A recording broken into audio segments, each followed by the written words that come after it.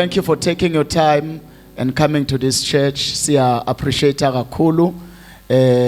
Kutsi tindlu betitneng tekuhlangana today, but ukhethile kutsi ute kule ndlu lena. Sikhulekela kutsi uNkulunkulu afeze lokho lokusekujuleni kwenhlitiyo yakho. Say amen, everybody. Say amen, everybody. So we really thank God.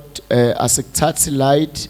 That's why siyacela ukuthi even next time ungesabi to come to this church. Amen.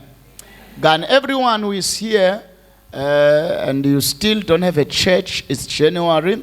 People in January, there are a lot of things that they are deciding. Lomunye can decide to find a local house. Siyacela ukuthi dangabe you still awayithola indawo yekhonta. This is the right place. Chama clan ukuthi this is the right place. Njalo ungasasuke kule ndzawo yesinkwa le. Hallelujah. Labanye kuthiwa basuka endzaweni yesinkwa bafelwa amadoda. The way some of you are shocked, it's like you don't know that verse. By 3, Naomi, Ruth, Baloni, Opa. And why ngabati nini nihlala nami? Why don't you know that? You know them. Boy 3 laba kuthiwa basuka endzaweni yesinkwa. Kwendekani?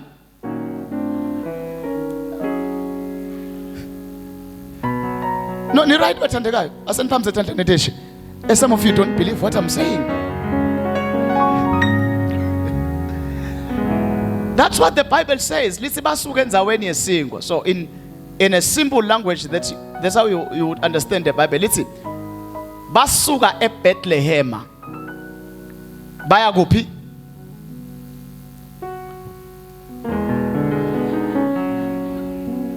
Is this Holy Ghost Palace? Let me look up there. Basuka eBethlehem baya kuphi? It's like I am hearing that word somewhere. Baya kaMoab. Mshayele ntandla. Thank you so much. Lithi basuka eBethlehem baya kaMoab. Lithi bathi nabafika kaMoab kwafa onke lamadoda omathathu. Bathi nababuyele emuva bese baba bafelokati bobathathu. Let me show you something. Leli gama lelithi Bethlehem lisho indzawo yani yesinkwa. So nabasuka eBethlehem basuka kuphi? Come on church, basuka kuphi? Wasuka endzaweni yesinkwa, something dies. Definitely khona lokutokufa. And most of the time, what is important? Kufa what is?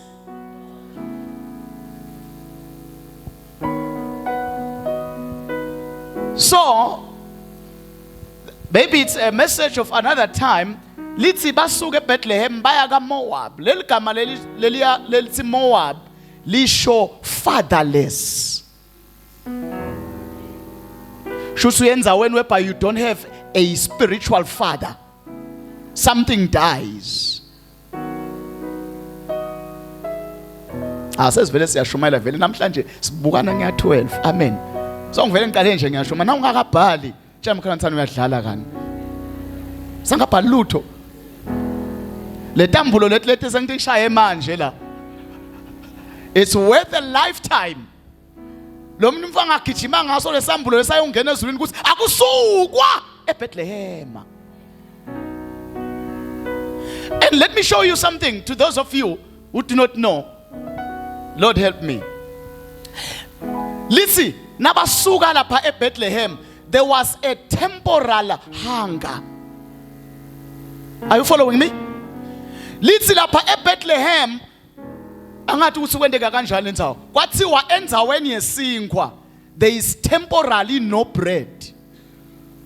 Are you looking this side? Are you hearing this? Endzaweni yesinkwa there was temporarily famine.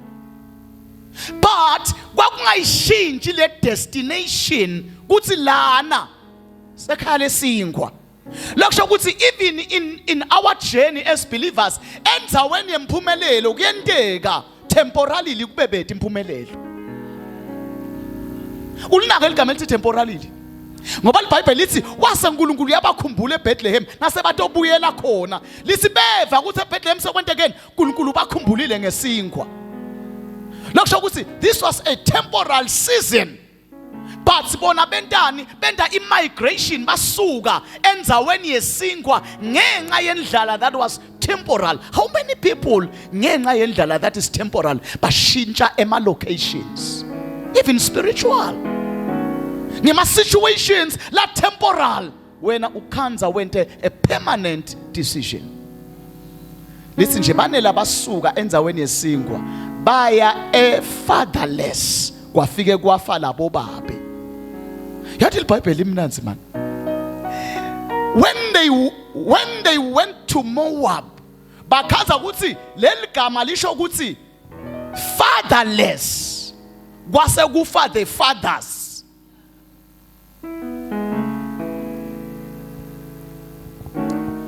But this is what I was saying then.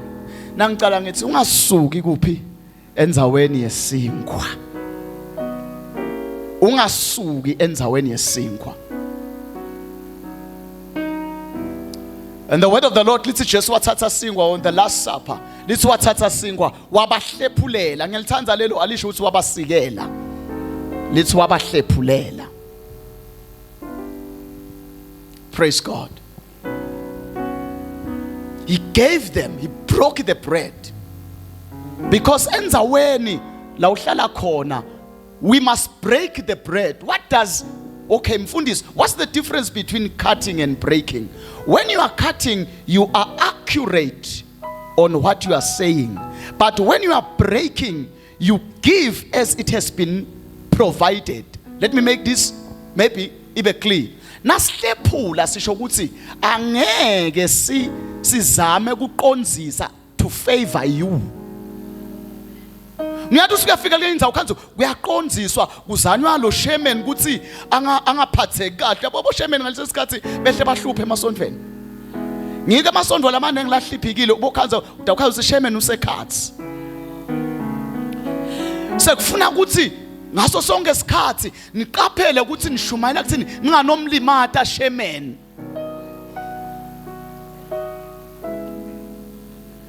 Apostle shares one day wasitshela thina wathi in my church there will never be a chairman. Vele noma ungaya khona kude chairman. Chairman ula Holy Ghost Palace.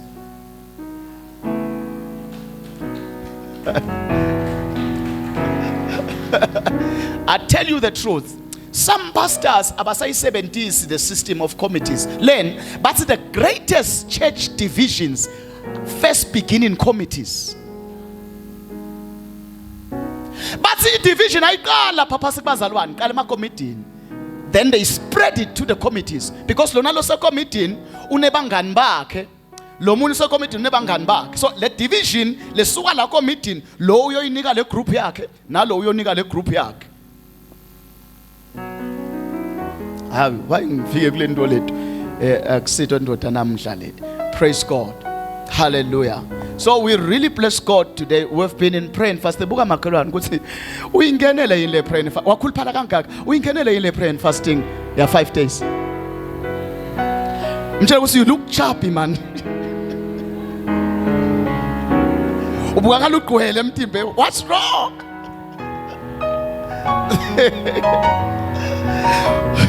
Umtshela ukuthi thina sifase emabhluko netiketi tiyehla when you look chubby. Right.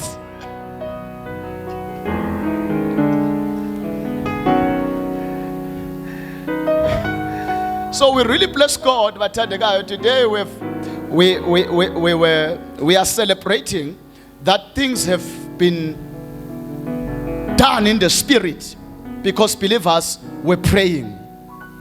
Angifuni sikuthathe light ukuthi besithandaza. Because definitely there is something that happens in the spirit. Praise God. 3:8, show that one. 3:8, Revelation. Live Lengos, let's see. Behold, I've opened a door, The other versions are, behold, I have set a door. What's that one up there? 3:8 verse Revelation. Behold, I have set a door before you that no one can close. Say thank you, Jesus. Because that's what God is saying to you. After this prayer, I have set a door for you. Say amen in this place. I have set a door for you that no one can do what? Can shut. No one can close. Praise the name of the Lord. I know thy works, behold, I have set before you. Now, set. Set alisho open. Buka ngala. Take this revelation very serious. Let verse akasho uNkulunkulu ukuthi behold, I have opened a door. Uthi I have set a door. Let me show you what the Spirit said to me while I was meditating on that verse. When athi uNkulunkulu, I have set a door, usho ukuthi mina uNkulunkulu ngibuke wena ukuthi where are you going? I took the door. Ngathatha lo mnyango ngawubeka lambi kwakho. I have set the door, meaning where there was no door, but because I saw that you were taking this direction, I shifted. How many of you know that God can shift a door where there was no door? I'll relocate from that one. I'll beg because umntwana is facing this direction. God can do the impossible. He set the door rather than opening it. The door is fixed there, but when he set the door, it means he has built it just because you are facing that direction. This year I prophesy and I declare in the name of Jesus, for your sake, God will set a door. Will set a door. He said, behold, I have set a door. I have set a door for you that no one. Now, let me say this one. As see God akulumile livi, let's prophet. It is a year of what? Come on, shout. It's a year of what? Of a glorious inheritance. Now, let me say to you, this is not just a good word. This is not a motivation again. Ungathathi ngathi magama ekuskitata. Hey, bantu badlile kula mavesi prophet. Uyabona amavesi prophet la sola khuluma kule minyaka. Kunebantu labavunile kulawo mavi. Ngiko sinesiqiniseko sokuthi this is not just motivation. It's a tree of which you can pick some fruits from this tree. Glorious inheritance. Bakhona labatawuvuna. Ukhalo umuntu uthi hawu bekulive nje lelimnanzi la 2026. Let me tell you, thina sitawuvuna kule live. Because this is more than motivation. This is not just a good word. This is a tree planted before you. Kuthiwa get unto it and harvest. Abavunile bantu. Last year it was a year of complete restoration. People were really restored. People were really restored. Say amen in this place. Hey, people say amen in this place. So also even this year, we know that God is going to make us to glean, to eat out of this word. Why? Because Proverbs show that one. Proverbs 18, 20 and 21. And to show you that these words that we are speaking, this one is a common verse, Proverbs 18, 20, 21. It's a common verse, but it's very important. Praise God. Hallelujah. Proverbs 18. Like in class, in my class we've got students Proverbs 18 without reading it from your Bible. This verse is common to those who love God.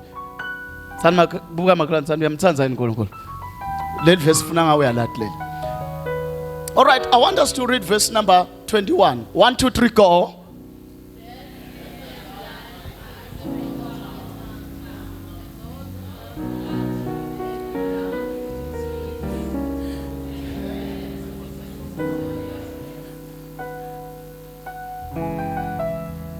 It's amplified.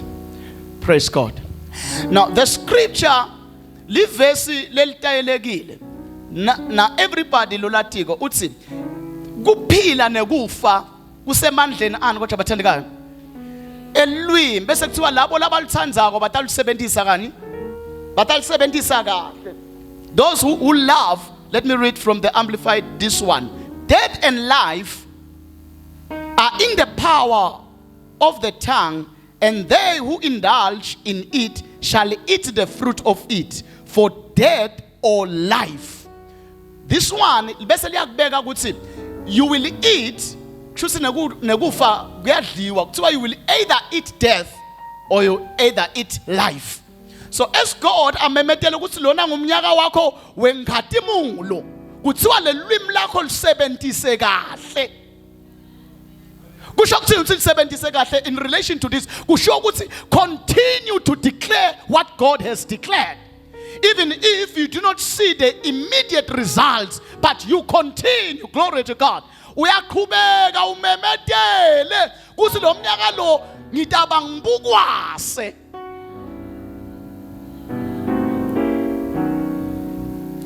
Because that's what God says. Live lengos lithi why a chosen generation. Tetsela le verse. Tetsela le verse. You are a chosen royal priesthood, holy nation, peculiar people, holy nation, chosen. I like that one. Chosen to display. Somebody say display. Chosen to display the works of the Lord.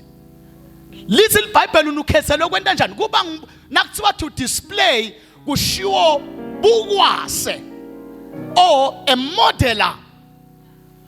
Angisini yathi uthi impahla tiyathungwa bese kugqokiswa umuntu kuthiwe modela ngathi angithi I've said this many times. Angithi those most of the time bukala most of the time laba labathunga impahla bese tiyomodelwa akumodel lona lothungile.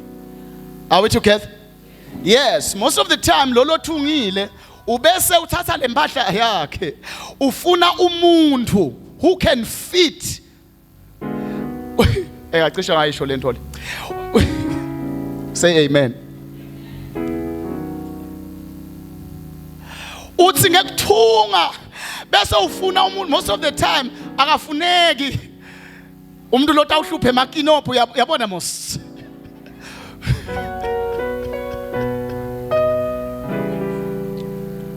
Akufuneka umuntu nasesekuthungwa lempahla bese kuthiwa asenishifta likinopho nilibeka beke la.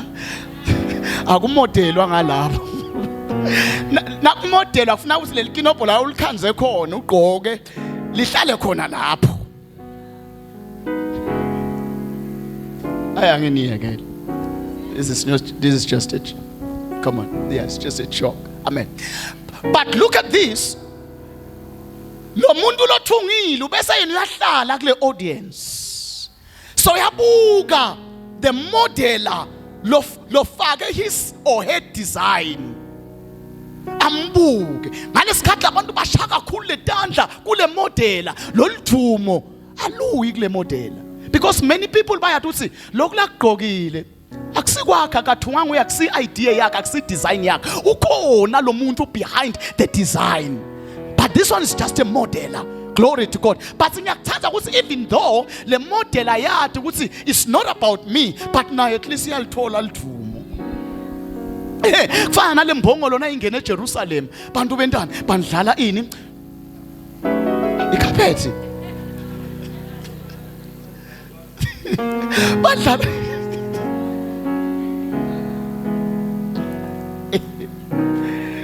lo muntu agcina sibabeka bosofa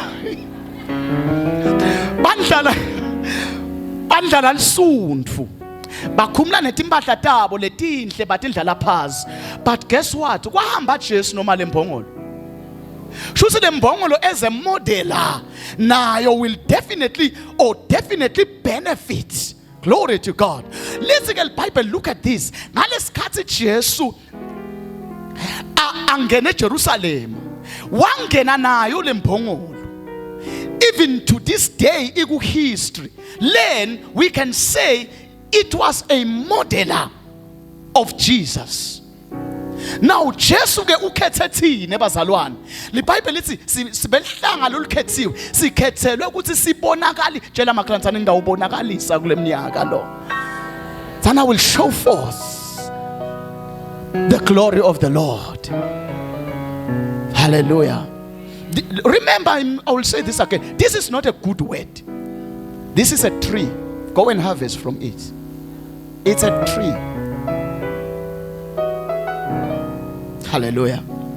Now let's go look at Joseph, the glorious life in Joseph. Those of you Baba Nati, they know I said we will dedicate the whole month of January sikhuluma ngale glorious inheritance, especially in the life of Joseph. Angeke sihlale singayishayele speak less. Funa sishayele until these things are established. 41 verse 50.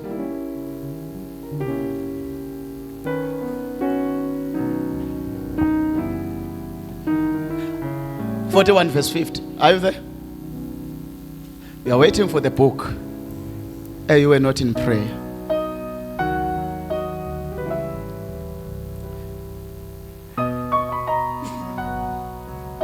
Now to Joseph were born 2 sons before the years of famine came, whom Asenath, daughter of Potiphera, the priest of On, born to him. Glory to God. Amen. Ngifuna kuqhubeka today briefly and declare the word of the Lord, the heart of the Lord, especially in the life of Joseph. Last week or that other week, scream about glorious inheritance. Glorious inheritance is a life of dominion and authority. So God is announcing to us, no more to us, dominion and what? And authority. Why? Joseph Utsi, go tell my father that God has made me a father to Pharaoh. That one is lesser. Apinza ati, go tell my father that God has made me a God. Open that one.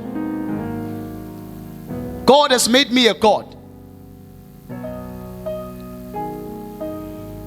to Pharaoh.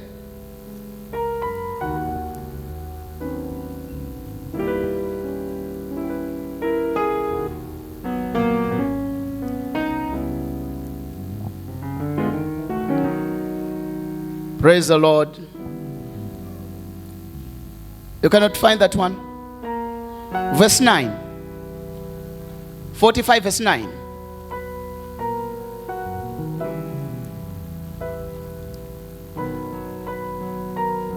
Hurry and go up to my father and tell him, your son Joseph says this to you. God has put me in charge. Okay, that's amplified. It uses in charge. But I want this one really explicitly show God has made me a God to Pharaoh. It's a what version? It's what version?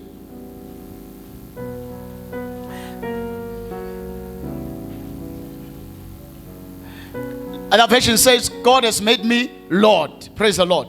Now look at this side then, Batandega. The aspect, Nagathi uNkulunkulu is giving us glorious life. Osha ukuthi nginibeka ku position yekuba bonkulunkulu over everything that I've created. And what Psalms 2:8 says, uthi uyini umuntu, iyini indvodzana yemuntu, ukuba ungayikhumbula umente waba nje ngaphasana kwani kwetingelozi, wamqhelisa ngebukhosi, wamenta wengamela ini yonke indalo. That is Psalms 2:8. Yonke indalo. Leso statement lathi uNkulunkulu ukwente wena kulomnyaka waba ngetulu kwendalo. That means you are now a God into this world. Say amen if you believe. In this world you are what? You are a God. God with a small letter G. Not God with capital letter G. You are God with small letter G. That one is confirmed in John 10 verse 34. I'm just explaining the aspect of dominion, then I'll pray. Are you in John 10 34? Okay, 1, 2, 3, go read that one.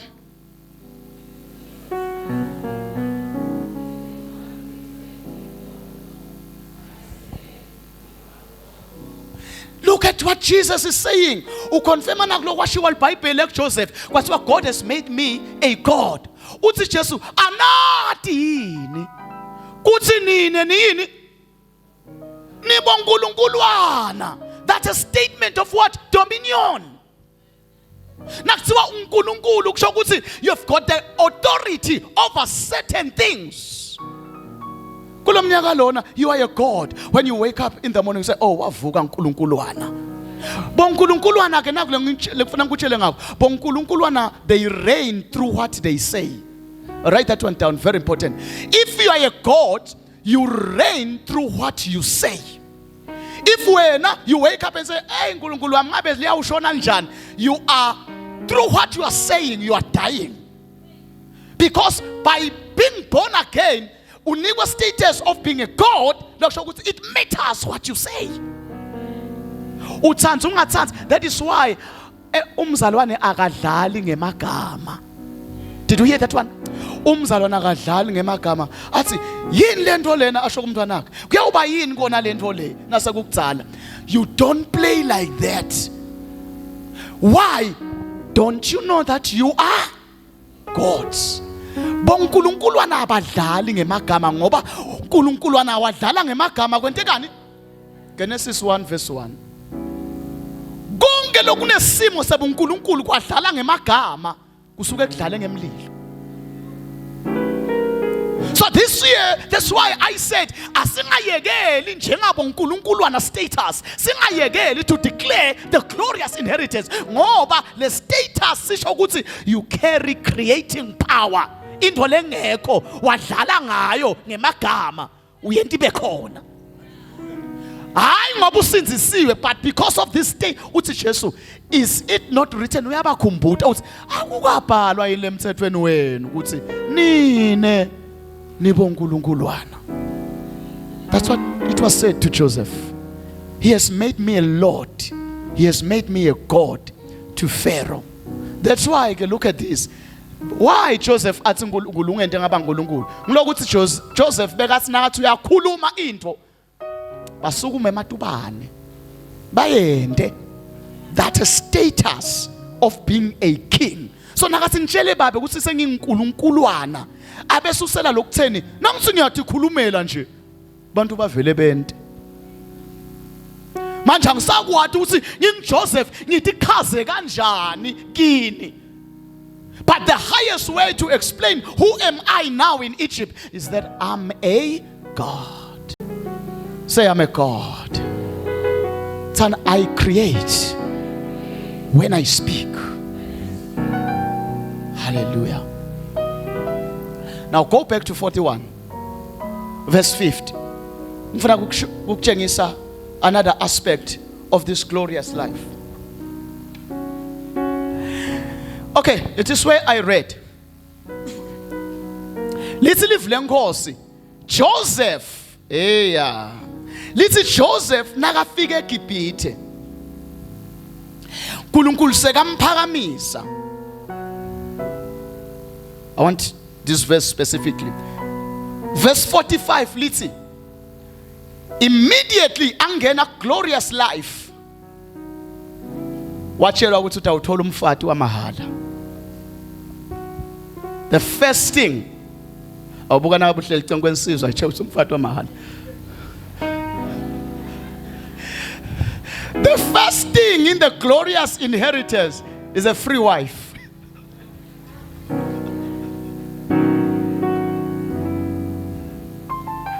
Umtshela ukuthi ke utshela makhala ukuthi Nabo insizwa kwaphela lo mnyaka kude umfati wathi usifaulting ngako.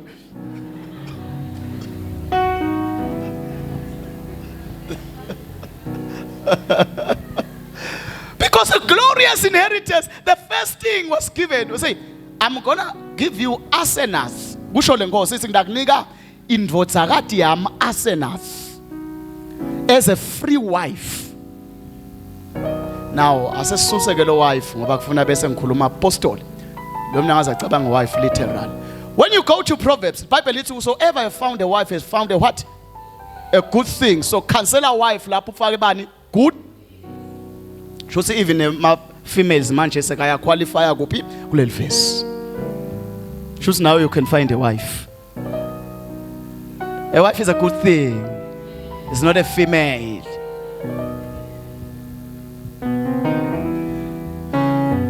So the word of the Lord, listen, first of all, hey, nasingena kule glorious inheritance ngoba sende ma declarations lo January. First of all, what you're going to get a first of all free wife. Joseph akazange asome. Kude mangala wakhe nje uthi hey Nkosi yami ndakuthengela indiza yabona nakwakhela sikepe. Joseph did not make that lie. Njengoba labanye babayenga nje laba manje uthi ndakuthengela indiza ingaphakaphi indiza lapha eluthe nalambi kwakhe. So that's a big lie. So Joseph did not find it. He did not lie. In the glorious inheritance, what we are going to give you a wife, a good thing, without your struggling.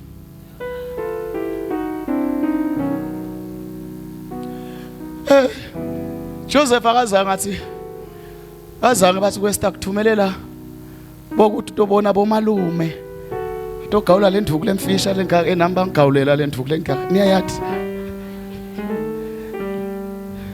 Joseph akayathi le nto leyo. In Jesus, I pray in the name of Jesus. Kule glorious inheritance kube netindvuku longatati nje simeto longayati waqiswe emazulu. Nina niva into ngishumayelako letinto takomoya ngitithatha ngitise enyameni ngiphinze ngitisuse enyameni ngitise kamoya. So la niva kuthiwa le ndvuku lemfisha yabo malume babe bafuna inkantini lapha yanani Joseph akayati wanika umfati ngaphandle kwemalobolo. There is a life without those procedures. I declare that life over you whereby you will say what procedure. Lo mnye uvala umlomo uyabona nje ukuthi Nkosi yami Jehova nakulo mnyaka utawuphela so simbeka tanda. Hey, ikhona impilo ekungabekwa tanda. You jump all those procedures. That's how Joseph azange athunyelele bomalume. Now, this is what I want you to note in the glorious life. This one was speaking of speed. Speed. Same day you have a wife. Same day. Same day all the process is done. There's grace. That believers must walk in that grace. Hey, kumnanzi khola bathana. Jama tsani kumnanzi khola. Jama kelwana. Mthatha yathi mnanzi mbaba le khola. Hey, yabona kuleli viki nkulunkulu. Namba thandekayo. God help me this week in a lot of things. God help me in the lot of things.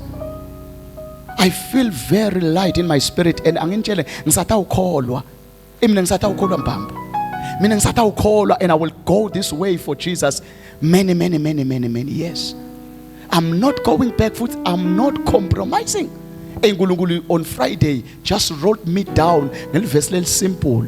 The time is coming and the time is now that those who worship the Father must worship Him in spirit and in truth. I cried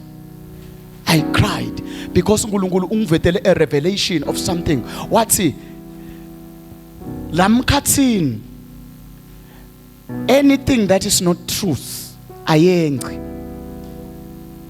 to the heavenlies. Okay, let me help you. Some of you don't know. Niyathi usemadimoni akekho ngephasi. Labanye bathi madimoni angephasi kwemhlaba. Let me help you. Madimoni akekho ngephasi. Bible isakuphi? Semkhathini. Where our prayer must go through. Should anything that is not truth ayengi. I was reminded of something nasibuya eKenya last time senza eTanzania latulu. ETanzania kunana inzaba lekubethu uthi Kilimanjaro. Is it the highest in Africa? Yeah. Nasenza eTanzania. Now sendizen then ngale ngetulu awuboni lutho nje la ngephasi, especially nase seyecemafu. But sathi nasifika eTanzania, I do have even the picture. Sathi nasibuka sabona ukuthi the only thing levelile lenzaba yayivetele summit le yase Tanzania. Ivetele summit ngale kwemafu. It was able to go through the ceiling ya umhlaba wonke. The mountain was showing up. Then while the Holy Spirit ministered to me, John 4, what's it? Look at this mountain that you saw. It was able to go through ivete siqongo sayo. On the other layer, because now when you're on the plane, the clouds, then from there it's sky forever.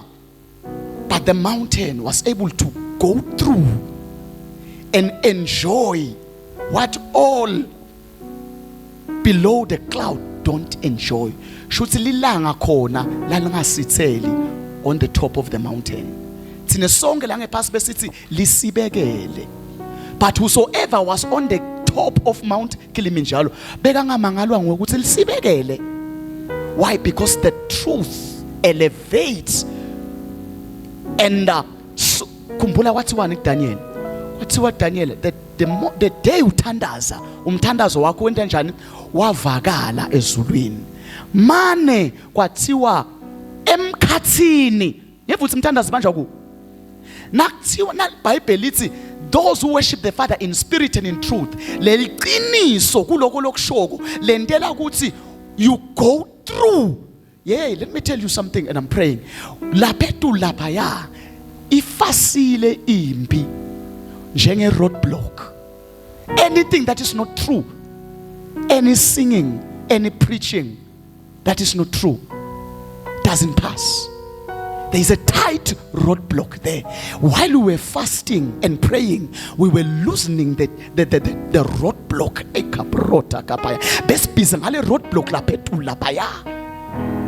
That's why believers in the faster, but we understand that hey, tikanekisile maphoyisa komoya laphaya kuthiwa asili winengadini nenyama but nebabusi bemkhathi up there. So from today call inzabe kuthi madimoni aphasa emhlaba, madimoni asethi kwakho.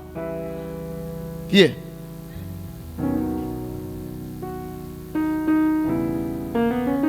But only truth. Hey, God ministered truth to me. What? You must be a truthful servant.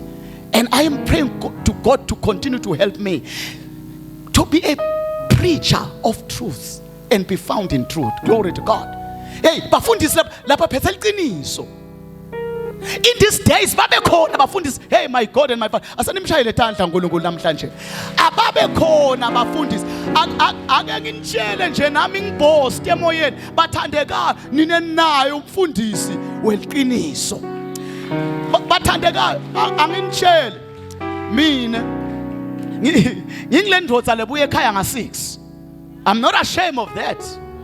Ngingile ndodza lengeke kuyadidwa ukuthi ngabe ukuphi ke sesekuthabatha incingo lokungapheli. When I'm not home, my wife cannot be stressed because she knows me. Angisi umkhuhlane.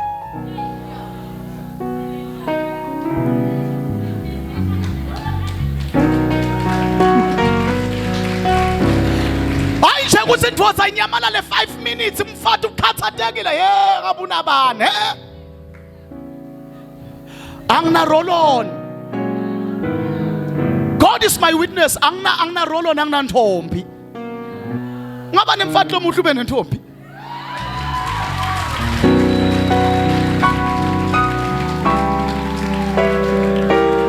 Ekhaya ngibuya nga5 noma nga6 ngikhona kuze kuse. Nala sonto kude ngisho nami unekwathi nje ngake ngamsikida la kulabantombadane lawo. Mahle lamantombazane kude ngisho yini ngathi sumisi hey mfundisi bengithi uyethu angizange Because God made me to understand. God said there is a ceiling there. Anything that is not truthful, I ain't.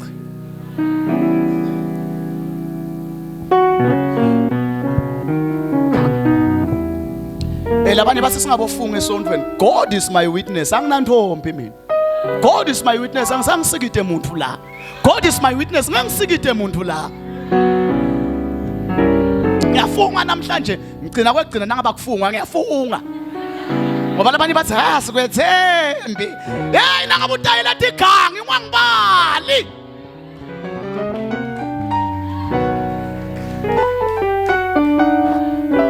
And let me tell you this thing. Ayicali somdzala.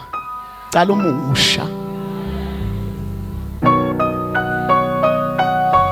Manje uthi sojakelele bobani bani yes njengathi bese uthi ngifuna ukutibamba. Wahlulwa yini umusha wena? Songathanda into ugugile. Awungeke. Le ngicala niyalo lapha eTertiary. Bathi nje ukuthi mina ke wangibusisa uNkulunkulu bathi bengisabeka eTertiary. Sho lamantombazana. Bathi bengisabeka, ngingangeneki. Ngithi mina lo bengihleka kangaka kanti bengikhavu emazulu. Bengikhavu emazulu. Ngoba vele sometimes ufuna ungabe bona kangaso lo hleko lakho lingenise emanti, hleka kancane lungelo. Weva mos. Nabe lihleko lakho lenta ukuthi kube lula ukuthi uthatheke ngathi ufana nalalabanye bafana, hleka kancane. Siwace kakhulu. Mina ke ngiyayibonga inkosi ukuthi kwakunatural. It's truth that passes that roadblock. If it is a prayer, truthful prayer. Truthful prayer. Now, ngicina ngalo, live lenkosi lithi ku chapter number ku verse 50. Lithi Joseph waniketwa umfati, a good thing. Goodness and mercy shall follow us in Jesus' name. Good things shall follow us. Joseph wathi khanza lanzelwa ngu-Asenath without any struggle. Goodness and mercy.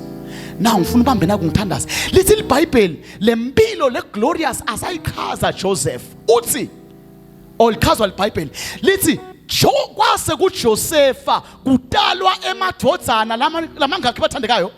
Lamabili angakasho ukuthi ngiphila a glorious life usa unfoldeka lethu uthi kwadalwa emadodana lamabili leqala ngeEphraim lelinye ligama layo nguManase ongithula amagama lawo means something. Praise God. Number one, leligama elithi Manase, it means to forget.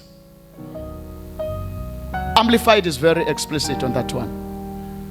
Leligama elithi Manase means to yabo should nakakubuta nje tishela uthi iphi assignment bothi Manase tishalo kholwa kutawa ukuthi ikhohliwe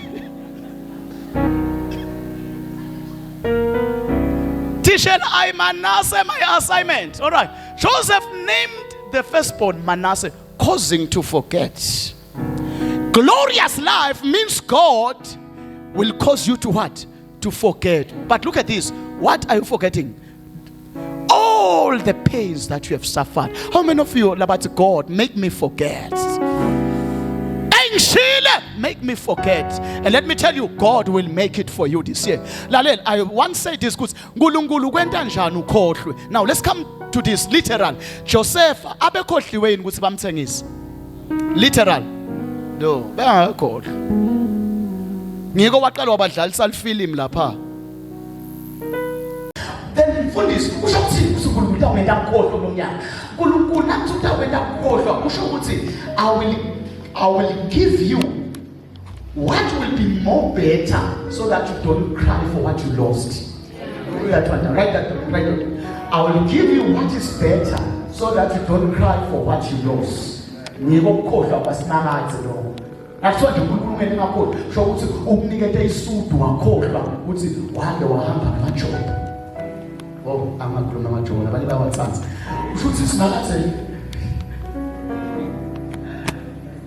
uthi Joseph yabona ke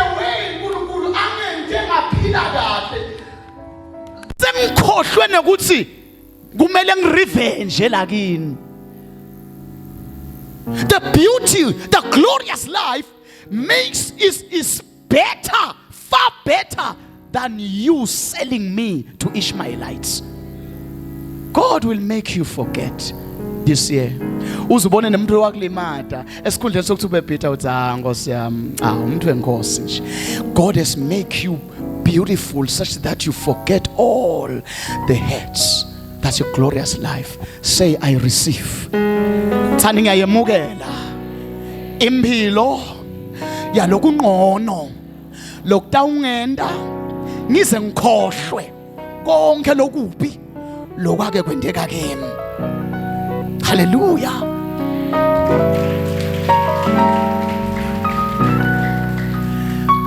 Leligama lelithile lesibili, I'm praying. Leligama lesibili amnikeza lona uNkulunkulu lo mfana Joseph lithi iBhayibheli ngu-Ephraim. Leligama lithi Ephraim lisho fruitfulness.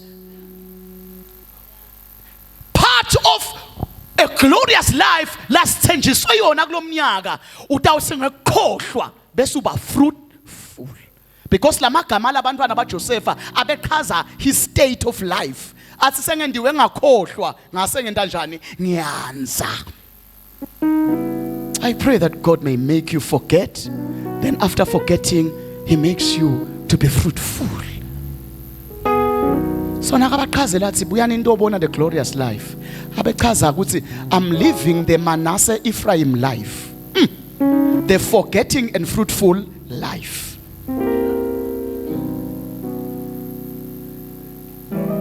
Yabona nje nawungeta ke umuntu ofuna ungitshela ukuthi wena wakhula angekho baba wakho.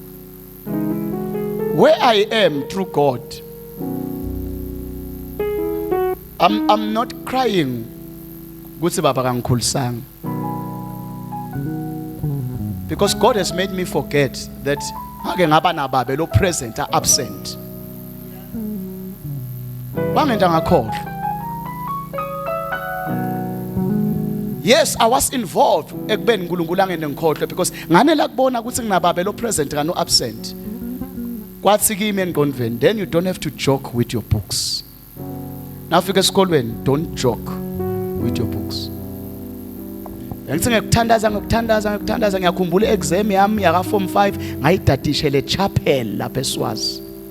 After praying bahambe, I will go back to the chapel and study.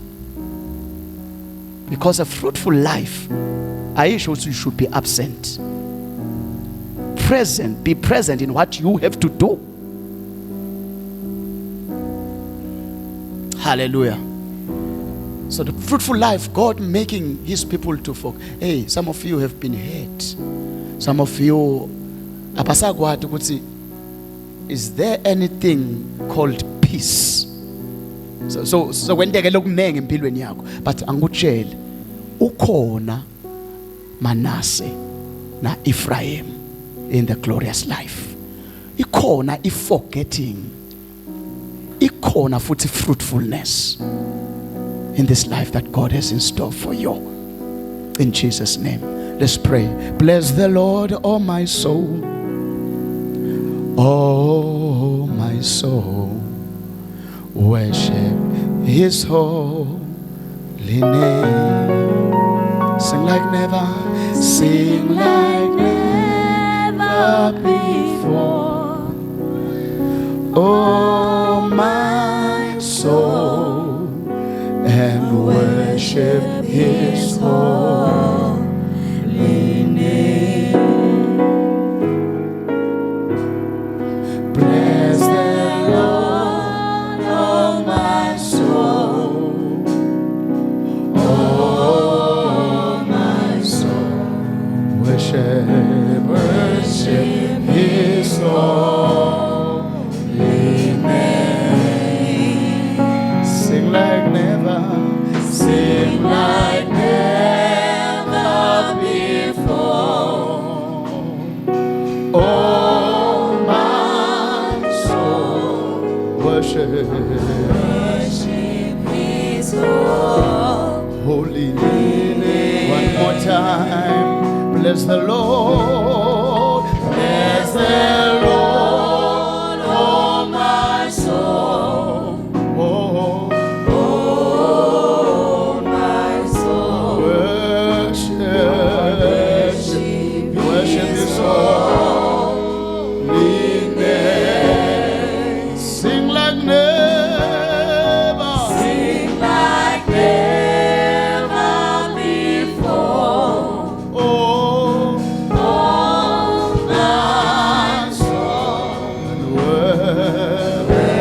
worship His Lord. Shika barakatakaya. One more time. Bless the Lord. Bless the Lord, oh my soul. Oh my soul. Worship His Lord. holy hands. Sing like never. Sing like never before. Oh my soul. Oh, Worship His holy name. Heavenly Father, you are good to be praised. Lift up your voice and your hands. Asasimbonge uNkulunkulu khona impilo la imemetelako. Sonke akasiyibonge bese siyamemetela ukuthi lokushiwo onguwe uNkulunkulu. Awusindwa othane umuntu bangaqala emanga. Awusi umuntu oba ungaguquka ngegama lika Jesu. Begin to receive this life. Begin to receive this life in the mighty name of Jesus Christ. So God, we thank you. God, we praise you. The glorious life. Hey, my God. Lempilo yekukhohliswa tindoda ngasemuva. Lempilo yekwentiwa sons and be fruitful.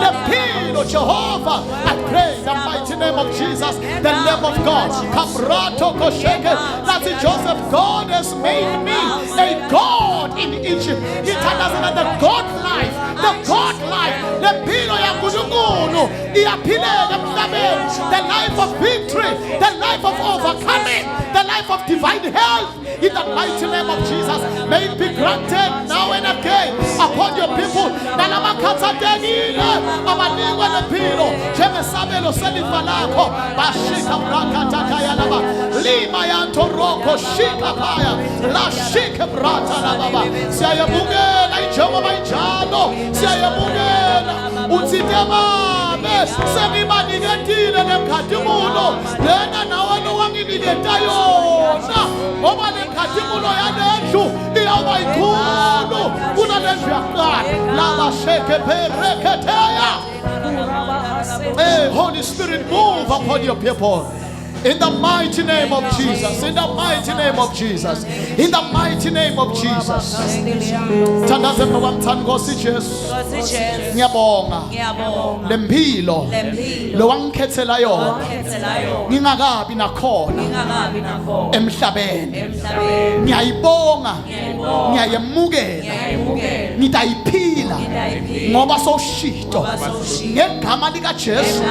Konke bekumigqabo embi kwami ngemandla amoya loyingcwele nitawukhona nitayiphila ditha tikhona tingekho nitayiphila ngoba wena ungetulu kwetitha tami bonke labakhuluma kufa batawuhlazeka ngoba ngitawuphila ngegama lika Jesu ngegama lika Jesu ngegama lika Jesu ngegama lika Jesu angeke ngife ngitawuphila kumemetela tithole tinhle Jehova latawutenda empilweni yami ngami keleni kwami emandleni lami egameni lika Jesu emdenini wakithi emdenini wami ngitakubona lokho Jehova lakushito egama lika Jesu kude siqalekiso lesakhulunywa lesitawukhulunywa lesitaba nemandla etikwempilo yami kude kugula nokutaba kugula kwekufa empilweni yami ngegama lika Jesu ngegama lika Jesu. Yes, give the Lord a hand of praise. Thank you, Jesus. Thani ngiyamemukela Manase ngiyamemukela Ephraim thani ngiyakhohlwa thani konke kweswela ngiyamemukela Manase wakho konke kuxakeka ngiyamemukela Manase wakho bonke buhlungu bonke buhlungu ngiyamemukela ngiyabemukela manase wakho manase wakho kukhohlwa ukhohlwa ngoba Jehova ngoba Jehova sekanginikile sekanginikile lokungqono lokungcono konke konke lokwangilahlekela lokwangilahlekela ngengisakukhalela engisakhalela eya eya eya eya. Thank you, Lord. We bless you, Jesus. In Jesus' mighty name we have prayed. Amen and amen. God bless your Amen. heart. Take your seats.